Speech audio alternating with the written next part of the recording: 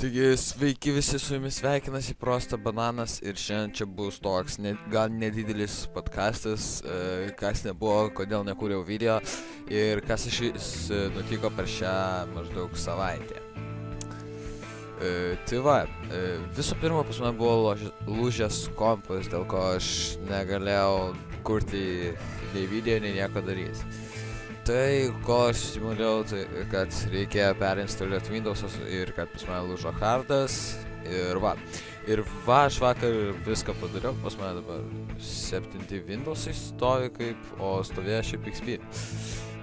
Tai biški tėvai papiso protą, bet dzilčiai. Tai va, kas dar channelį pasikeitė?